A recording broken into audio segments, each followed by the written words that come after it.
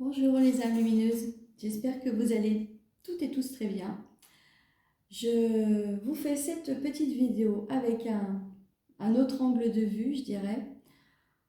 Mes guides me font faire des choses en ce moment, bref. C'est pas grave, je m'adapte. Donc j'espère que vous allez bien.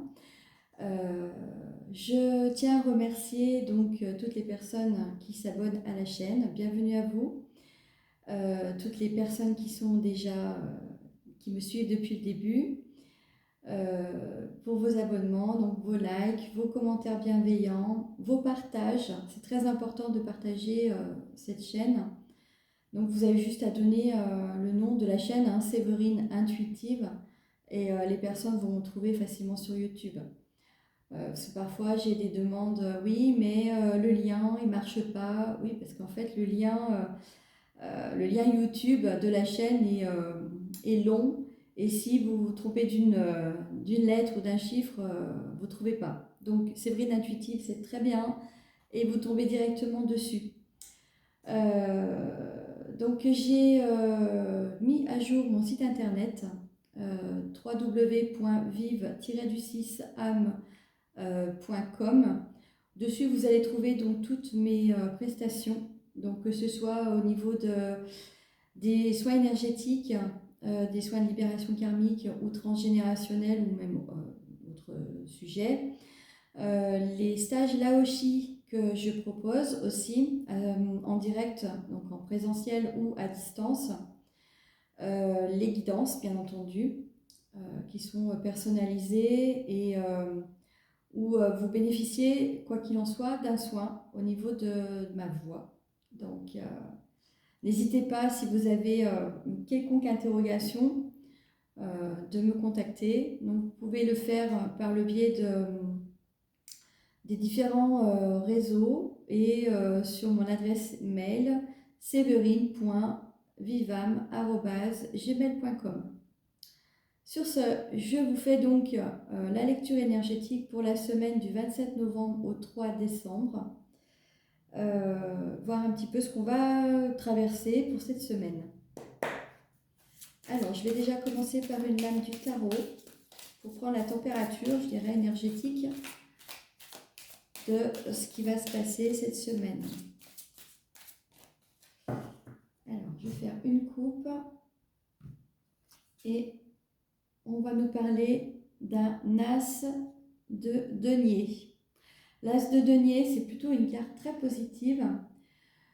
Les deniers sont en lien avec le signe de la Vierge et ici, il y a aussi le taureau. Donc, on nous parle de nouveau départ. Un nouveau départ, un nouveau projet professionnel, peut-être un changement d'entreprise, de travail. Ça peut être aussi une rentrée d'argent, mais pas une petite rentrée d'argent, une rentrée d'argent assez conséquente. On nous annonce donc le début de la prospérité. Donc c'est ce que je vous souhaite, ce que je nous souhaite à tous. Donc voilà pour cette semaine, ce qu'on va un petit peu vivre. Donc, je la mets de côté. Je vais continuer avec cet oracle, donc pour savoir quelles énergies ou quelle énergie nous allons libérer cette semaine. Donc que ce soit pour peu importe le domaine en fait. Alors, je vais encore faire une coupe parce que les cartes ne veulent pas tomber aujourd'hui. Il y a des jours comme ça. Alors, on va nous faire travailler la blessure d'abandon. Alors cette semaine, il est question de laisser derrière soi des parts d'ombre, des choses du passé, des peurs de solitude aussi. La solitude, en fait, n'existe pas, on n'est jamais seul. L'abandon nous fait, douter, nous fait avoir des peurs de solitude, donc, et aussi peut faire émerger des sentiments de jalousie qui peuvent devenir toxiques dans une relation, par exemple. Donc cette blessure d'abandon nous parle aussi de dépendance affective ou d'une quelconque autre dépendance qui permet de combler un vide, combler un manque. Avec l'as de denier, on nous dit bien que le fait de laisser derrière soi des choses va nous permettre de libérer de l'espace pour accueillir de nouvelles opportunités, peu importe le domaine, hein, même si c'est les deniers c'est le matériel, le financier, mais pour moi, comme c'est du général, c'est un petit peu tout. Donc voilà ce qu'on va travailler cette semaine, la blessure d'abandon. On nous parle aussi en dos de deck du troisième œil. Donc le troisième œil, c'est l'intuition. On va nous demander de faire confiance à sa guidance intérieure pour ce qui est justement de prendre les bonnes décisions pour soi-même. Alors ensuite, j'ai envie d'utiliser donc les lumières d'Inanna et de faire un tableau tout simplement en 9 cartes pour voir ce que nous allons vivre donc cette semaine, de quoi on va nous parler avec cet oracle.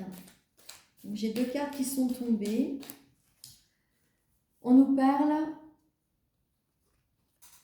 de justice et de maison. Alors, il est question, avec la justice, alors soit d'une histoire de succession, de partage, donc au niveau d'un foyer. Ça peut être aussi une décision, alors la justice, ça peut être des documents importants que vous attendez pour une transaction immobilière peut-être, vente, achat, ça peut être une décision de justice par rapport à un partage, donc au niveau d'une succession par exemple, donc au sein d'une maison. Donc ça c'est un premier message. Donc pour cette semaine, il y a des négociations qui vont se faire donc avec un organisme. Alors, je fais une coupe. On nous parle de châtiment. Alors, le châtiment ici, avec le 77 en numérologie, le 7 étant un chiffre christique et un 77 un maître nombre, on nous parle vraiment de culpabilité, de penser qu'on reçoit un châtiment, qu'il y a une histoire de karma qui s'acharne peut-être sur soi pour nous faire culpabiliser. Donc un châtiment, c'est comme une punition, quoi. Et on nous parle de l'automne. Alors l'automne, on est en plein dedans. C'est le déclin, donc c'est, je dirais, dans ce cas-là, un lâcher-prise par rapport à une culpabilité. On se défait d'un événement où la décision qui a été prise peut-être suscite des regrets. Donc on va regarder sur un tableau. Alors, je place les cartes. Les 9 cartes et je vous en fais la lecture. Donc c'est un format un petit peu différent pour cette semaine parce que voilà, je suis invitée à faire de cette manière, donc vous me direz dans les commentaires si ça vous convient, parce que je suis le mouvement en fait de ce que mes guides me demandent de faire. Voilà. Alors en dos de jeu, on nous parle de la loupe. La loupe, c'est la recherche. On essaye de trouver des solutions. On est dans l'observation aussi peut-être d'une situation. Alors, derrière la loupe, on a la méfiance. On nous demande de la prudence par rapport à une situation. On observe une situation a priori amoureuse. Donc une relation peut-être qui vient de naître ou de renaître. Et dans l'instant T, là, cette semaine, on est encore dans l'introspection de savoir si c'est quelque chose qui peut perdurer dans le temps, si c'est une relation qui peut déboucher sur un engagement. Et on nous parle de justice, encore une fois. Donc la justice revient. Il y a vraiment quelque chose au niveau juridique pour cette semaine. Alors la justice par rapport à l'amour, on pourrait parler d'une séparation, d'un divorce, qui pour l'instant a tendance à revenir, mais voilà, on observe, on reste dans la protection et on patiente pour voir justement où cette relation va mener. En première carte, j'ai la confiance. Alors, on nous demande d'avoir foi en soi, d'avoir foi peut-être en une relation qui démarre ou qui redémarre. Donc, on nous demande d'avoir foi en quelque chose. En effet, je pense qu'il y a vraiment une relation avec la passion. C'est une relation qui est plutôt dans les excès, je dirais. Donc peut-être que cette méfiance que l'on voit en dos de jeu, elle nous invite à ne pas être trop dans la passion, mais plus dans la tempérance. Et c'est ce qui permet d'avoir confiance, justement. Et en troisième, on a la séductrice. Donc on nous parle d'une polarité féminine, une femme aimante, une maîtresse femme même, je pourrais dire, avec la passion à côté, qui peut justement par moment susciter de la méfiance, par trop de passion, et en fait c'est une relation qui demande juste à être dans cette foi en l'autre. Ensuite, nous avons la liberté. On sort de sa zone de confort, on sort de son bocal, on retrouve cette envie de sortir, une envie d'échapper aussi peut-être à une situation qui nous correspond plus, qui nous convient plus, et d'avoir confiance justement en cette nouvelle relation très passionnée qui arrive vers soi. Alors, on nous parle dans le centre du jeu, le cadenas. Alors, il semble qu'il y ait un blocage, qu'il y ait une stagnation dans une relation où il y a beaucoup de passion. On pourrait nous parler de lien d'âme. Pour l'instant, les cartes ne sont pas sorties, mais il y a malgré tout une protection et l'amour qui est bien présent. On nous parle de la lune. Ça tombe bien, le 27 novembre, nous sommes dans une pleine lune en Gémeaux, où la communication va être très importante, aura un impact très important. La lune, c'est l'intuition. On suit son instinct. On se libère peut-être dans le centre du jeu, on nous demande peut-être de libérer, de sortir d'un blocage par rapport à cette relation qui a priori a l'air d'être plutôt ancrée. Donc d'avoir confiance en un avenir à deux. On nous parle de nouveau départ. Donc il y a bien une relation qui démarre ou qui redépart. Donc dans la foi, dans le fait d'aller vers l'autre, puisque quand on voit ce poisson sauter de son milieu naturel, il va donc vers un nouveau départ, ce poisson.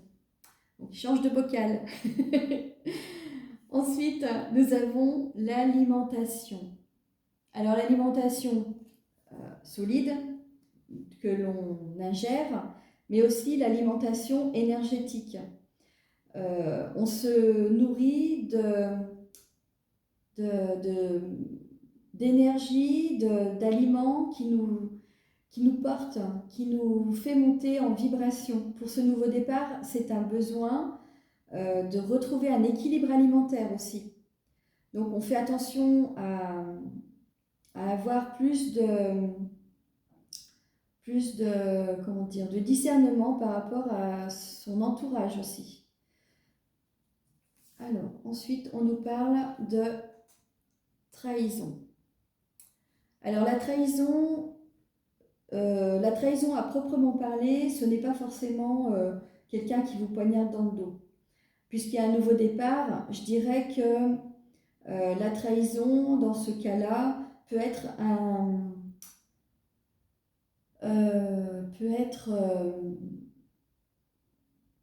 se mentir à soi, c'est-à-dire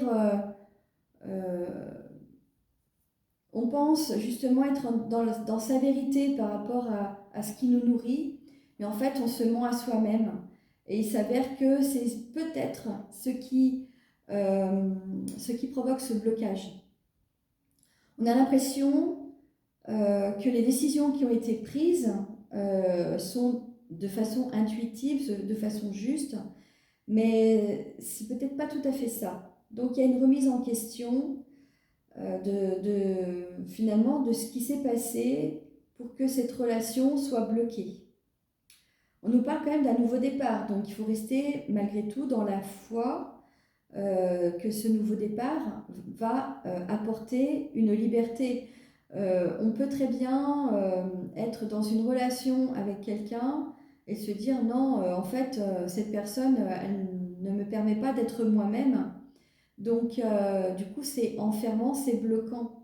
Donc, en changeant cette manière de penser, parce que l'alimentation, c'est aussi ça, c'est sa façon de penser, c'est sa façon de considérer la situation, la relation, parce qu'il y a un jeu, je dirais, de séduction qui n'est peut-être pas nécessaire. Quand les choses se font, elles se font de façon naturelle. Je dis souvent que l'amour ne se cherche pas. Elle vous arrive, l'amour vous arrive comme ça, parfois sans prévenir, et parfois aussi de la part d'une personne que jamais vous n'aurez imaginé avoir d'affinité avec.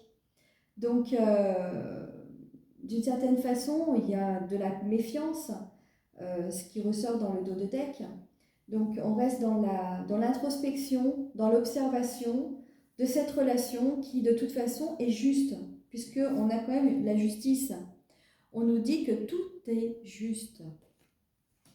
Donc, voilà les différents messages que j'ai par rapport à ce tirage. Donc, avec cet oracle que je trouve plutôt chouette. Ensuite, je vais prendre quelques cartes de la triade, parce que la triade est très bien, on va dire, au niveau des flammes jumelles, des âmes jumelles ou des âmes sœurs, donc les liens sacrés. Les liens sacrés destinés. Alors là, ce que je vois, c'est la bulle dans laquelle nous sommes et la foudre.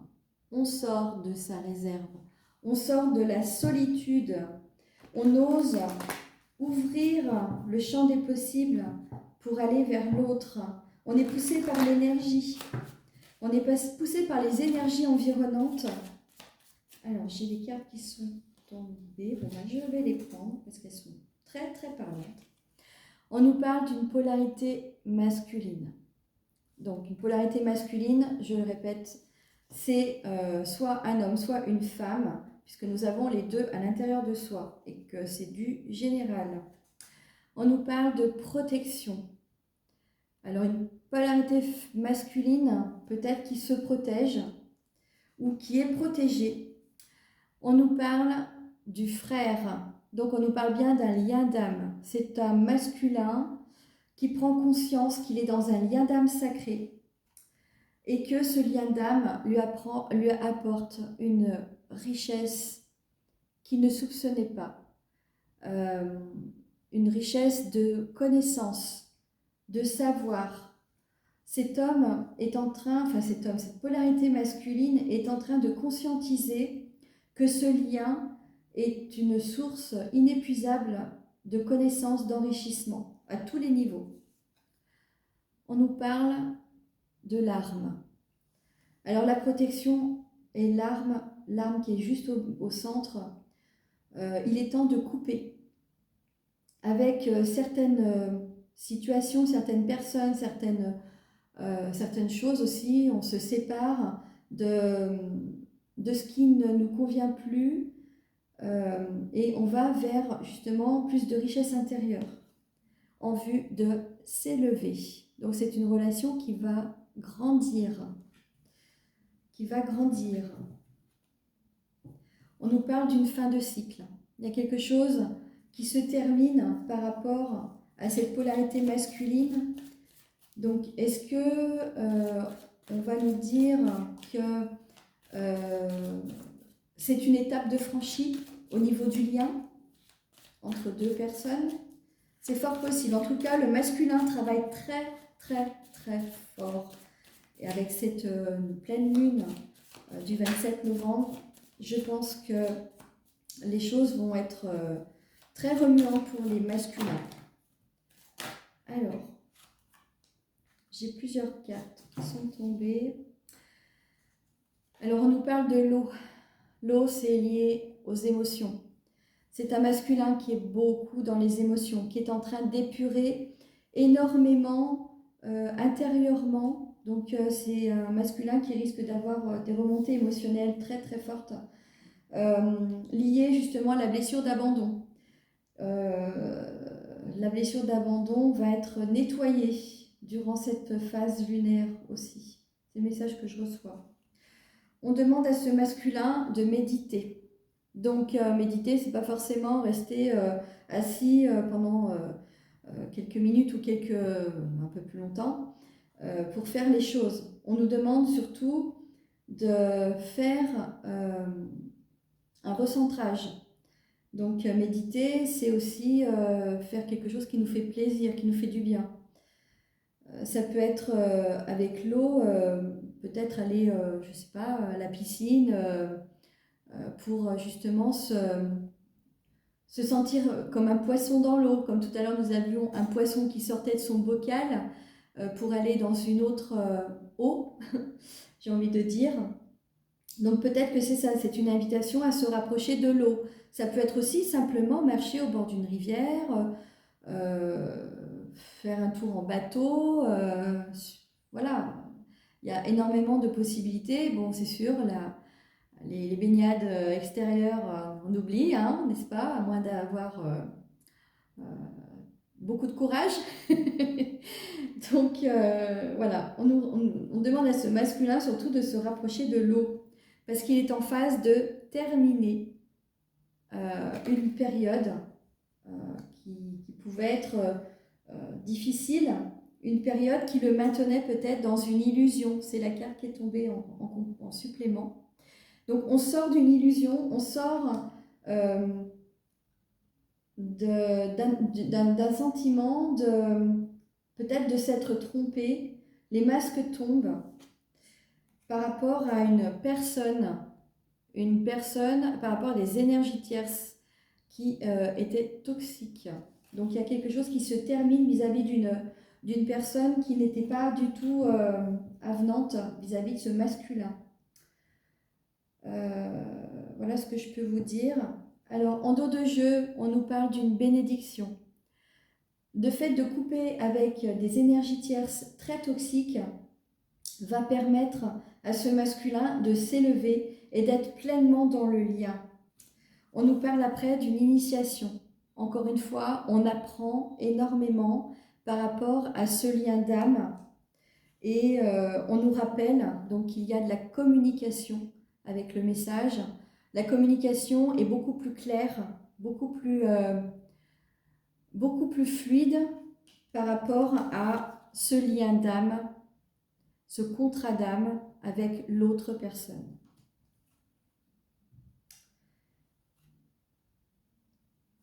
Ouais. Alors voilà ce que je peux vous dire avec la triade.